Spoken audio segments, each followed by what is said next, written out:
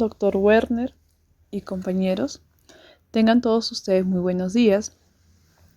En esta ocasión a mi grupo nos ha tocado hablar de un tema muy peculiar, que es de la ejecución de Jesse Dwayne Jacobs, quien fue ejecutado en Texas el 4 de febrero en un estado norteamericano de Texas. Cabe resaltar que la pena de muerte es un síntoma de una cultura de violencia, no su solución. Cada día, algún estado ejecuta o condena a muerte a alguien como castigo por algún delito, y a veces por actos que no deben estar castigados. En algunos países puede imponerse esta pena por delitos relacionados con las drogas, mientras que en otros se reserva para los actos de terrorismo y los asesinatos. A continuación vamos a hablar acerca de este caso ya mencionado, pero cabe mencionar que en esta ocasión se dio la ejecución en un inocente.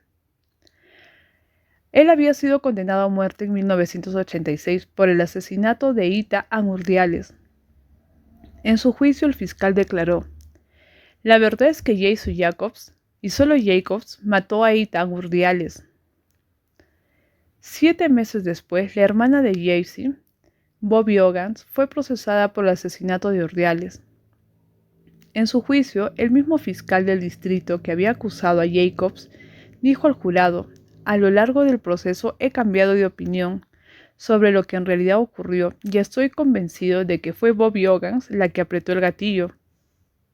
Jesse Jacobs fue un testigo esencial en el juicio de Ogans y el fiscal instó al jurado a que le creyeran.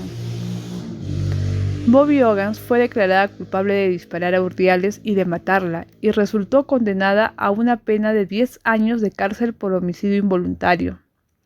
Jacobs continuó sentenciado a muerte a pesar de que su hermana había sido condenada por matar a Ethan Urdiales.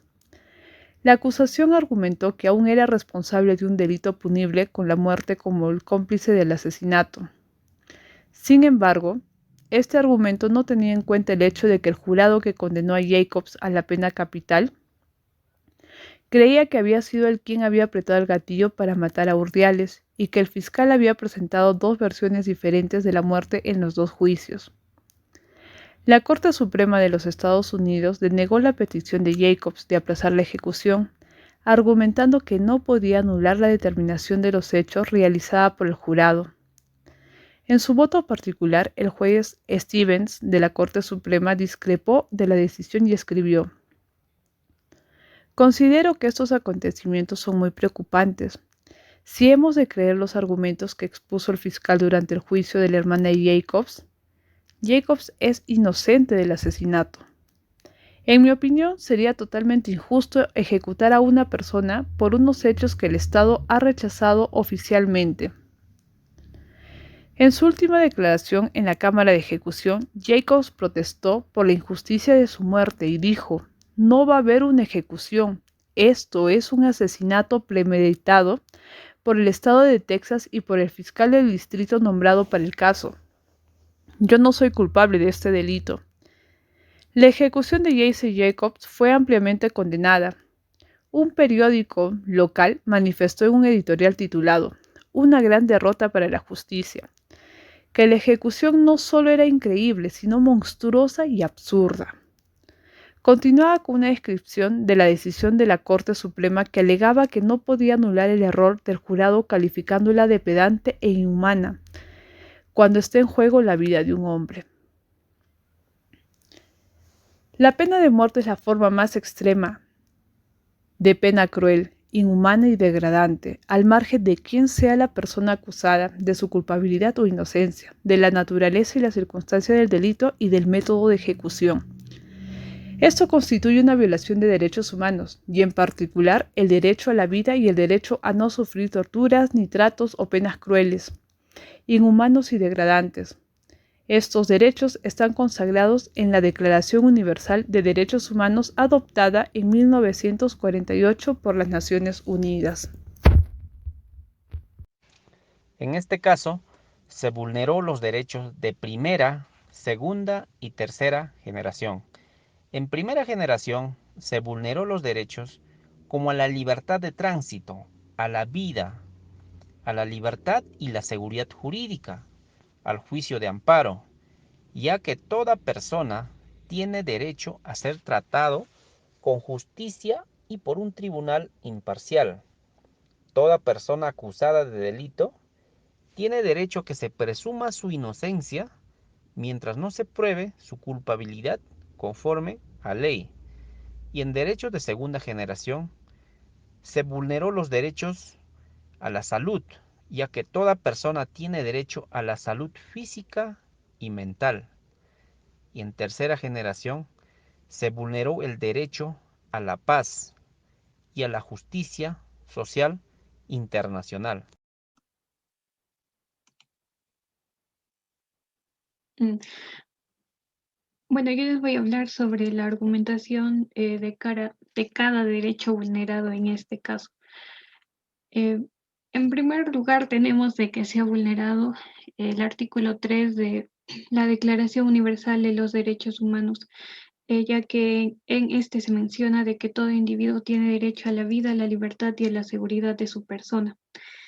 Eh, Y con respecto al caso, pues se puede ver de que se vulnera de alguna u otra forma la libertad de la persona de Jesse Jacobs, debido a que se le apresa y si bien es cierto, en primer lugar había confesado de que él había sido quien había matado a Eta Urdiales, luego se redime y dice de que él no había sido quien había matado y no se comprueba si efectivamente él había sido quien había asesinado, ¿no? Y se le apresa, ¿no? Y también pues se vulnera evidentemente el derecho a la vida, ya que posteriormente se le condena a pena de muerte, ¿no? Y recibe una inyección letal que acaba con su vida. Después está que se vulnera el artículo 7, que menciona que todos son iguales ante la ley y tienen sin distinción derecho a igual protección de la ley. Y esto va más que todo en el sentido de que a la hermana de Jesse Jacobs, es decir, Bobby Hogan, a ella se le sentencia a 10 años de prisión, ya que ella confesó haber disparado a Eta Urdiales, ¿no? Y se le condena por homicidio involuntario. Sin embargo, a Jesse Jacobs, quien menciona que eh, o sea, si bien es cierto, en primer lugar, pues él dice de que él había matado porque su hermana le había pagado $500, después dice que no fue así, que él no había matado, pero a pesar de todo y también a pesar de que no existían pruebas en su contra o pruebas de que demuestren que realmente él había sido o no había sido quien había matado a la persona, se le sentencia a muerte, ¿no? Después está en tercer lugar tenemos el artículo 8. Se vulnera este artículo que menciona de que toda persona tiene derecho a un recurso efectivo ante los tribunales nacionales competentes que le ampare contra actos que violen sus derechos fundamentales reconocidos por la Constitución o por la ley. Y esto va en el sentido de que el Tribunal Supremo de Estados Unidos, según lo que hemos estado eh, según la información que hemos obtenido, menciona pues de que este tribunal rechaza 2 veces el aplazamiento de la ejecución, así como también lo hace el gobierno estatal. Y entonces aquí se puede evidenciar de que estas dos instituciones que se supone que deberían de haber amparado los derechos fundamentales de este señor no lo hacen, ¿no? Y al final pues como que se desentienden e igual eh, lo terminan matando. Bueno, en cuarto lugar tenemos de que también se vulnera el artículo 11 de la Declaración Universal de Derechos Humanos. En este se menciona de que toda persona acusada de delito tiene derecho a que se presuma su inocencia mientras no se pruebe su culpabilidad, conforme a la ley y en juicio público en el que se le hayan asegurado todas las garantías necesarias para su defensa. Y esto está relacionado con el caso, ya que, como bien ya he mencionado con anterioridad, a Jesse Jacobs, pues jamás se logra o no se hizo una investigación así suficiente como para determinar que si efectivamente él había sido pues el que había asesinado a Eta Urdiales o no, y desde un primer lugar como que no se presumió su inocencia, ¿no? Y tampoco pues se llegó a comprobar su culpabilidad, entonces eso también se ve vulnerado en el caso. Después tenemos que se vulnera el artículo 28, en el cual se señala que toda persona tiene derecho a que se establezca un orden social e internacional en el que los derechos y libertades proclamados en esta declaración se hagan plenamente efectivos. Y bueno, esto con el caso se relaciona porque según se menciona en Texas, por ejemplo, a finales de 1997, de las 74 ejecuciones que se habían realizado, la mitad se habían realizado en Texas. Y también se puede evidenciar de que en este estado de los Estados Unidos, eh, los procedimientos, eh, así, los procedimientos jurídicos como que no cumplen con todas las garantías requeridas y se suele em, condenar a pena de muerte muy fácilmente a los individuos, ¿no? En ese estado. Y lo que ocurre después de que esto viola también los tratados internacionales sobre los derechos fundamentales, ya que se está violando de plano el derecho a la vida, así como también el derecho al debido proceso, ¿no? Y esto también pasó en el caso en mención. En Estados Unidos fueron ejecutados aproximadamente 432 presos, de los que la tercera parte lo fueron en Texas. En cada uno de los pasos de proceso, la pena de muerte en Texas se revela como una sucesión de procedimientos judiciales que son claramente inadecuados, que incumplen las normas mínimas para la protección de los derechos humanos. No obstante, la pena de muerte se aplica de forma discriminatoria. Cabe mencionar que los acusados indigentes son representados frecuentemente por abogados incompetentes o mal remunerados, lo que aumenta el riesgo de que las sentencias de muerte recaigan de forma desproporcionada sobre los miembros más pobres de la sociedad. En 1996, la mayoría de las anulaciones de sentencias de muerte en Estados Unidos se produjeron en la Corte Federal, que encontraron defectos en los juicios merecedores de anulación en aproximadamente el 40% de las apelaciones. El 1 de enero de 1998, la población de presos condenados a muerte conformaba en total 442 personas. En Texas también se carecía de un sistema estatal de asistencia letrada gratuita y no existían requisitos de aptitud para los abogados defensores, que estos pues eran designados por los tribunales, ni siquiera en los procesos por delitos punibles con la muerte.